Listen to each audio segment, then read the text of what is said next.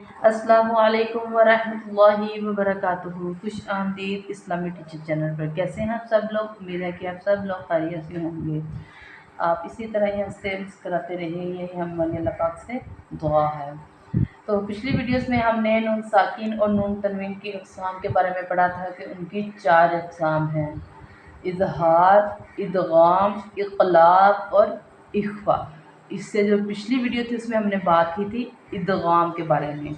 आज की वीडियो में इंशाअल्लाह ताला हम बात करेंगे इक़लाब के बारे में। तो वीडियो शुरू करने से पहले आप सबसे गुजारिश है कि अगर आप लोग इस्लामी टीचर चैनल पर नए हैं तो इस चैनल को सब्सक्राइब कर लीजिएगा, बेल नोटिफिकेशन को ऑन कर लें ताकि हमारे आने वाली हर वीडियो का नोटिफिकेशन आप तक पहुँच जाए।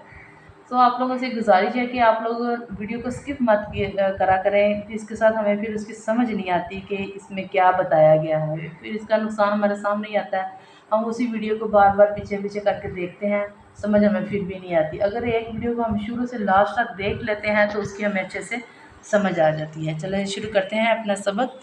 आज हम पढ़ेंगे इक़लाब के बारे में। सबसे पहले तो हमें इसकी तारीफ़ बताना चाहिए, इसकी तारीफ़ क्या है, इसका मानी क्या है।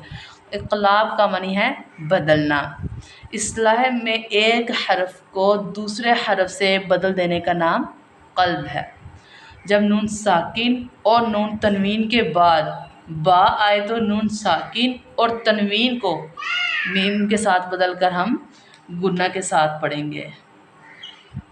जैसे आपके सामने एक लफ्ज़ लिखा है,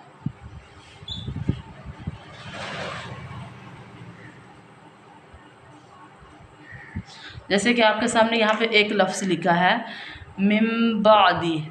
मैंने आपसे बोला है ना कि हमने क्या करना है कि नून साकिन और नून तनवीन के बाद, अब ये थी नून साकिना की नून, मैंने बोला है नून साकिन और नून तनवीन के बाद अगर बा के ऊपर मीम आ जाए ना तो हमने इसको क्या करना है, इसको हमने मीम के साथ बदल देना है। नून साकिन और नून तनवीन को हमने अदा नहीं करना है। अब मिम बादी में नून साकिना के बाद क्या आ गई है, बा आ गया है।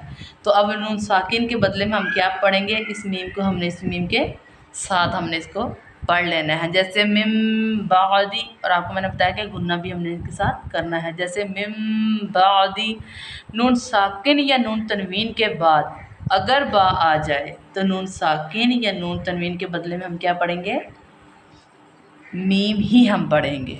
यानी नून साकिन और नून तनवीन को बदलना है। आपको शुरू में बता दिया कि इसका मानी है बदलना, हमने मीम के अंदर ही उसको मिला दिया है।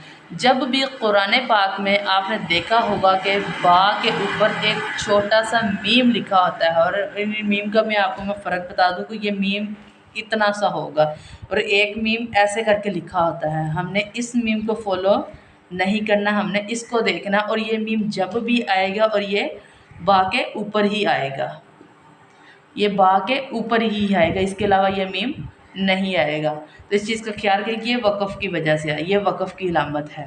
इसके ऊपर हमने इस ख्याल हमने नहीं करना है। यहाँ पे क़ल्ब का कोई कुलिया नहीं है। जब ये मीम आएगी इसके साथ उसका ताल्लुक़ होगा। तो इस मीम को हमने नून साकिन और नून तनवीन के बदले में पढ़ना है। आप देखेंगे कि जब भी नून साकिन या नून तनवीन के बाद बा आए तो ये मीम बना होगा। ये बात दोहरा के इसीलिए बताई गई है कि बाज़ औक़ात हम ज़हन से भी निकल सकती है ये बात, और हम इस मीम को भी वो चीज़ समझ सकते हैं। तो नून साकिन और नून तनवीन के बदले में हमने किसको अदा कर लिया, हमने मीम को ही। आप इसको फ़र्ज़ कर लें कि ये है, जैसे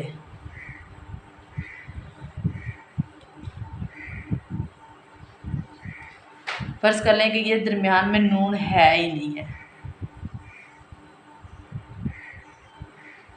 अब इस मीम को सीधा इसके साथ मिला दे। जैसे अब इसके दरमियान में जो नून साकिन था या नून तनवीन था, हमने वो दोनों क्या कर दिए, बीच में हमने इसको ख़त्म कर दिया। हमने कैसे इसको पढ़ना है, जैसे मिम बादी, मिम बादी, तो हमने इसको ऐसे करके पढ़ना है। अब तनवीन की एक मिसाल समझ लें।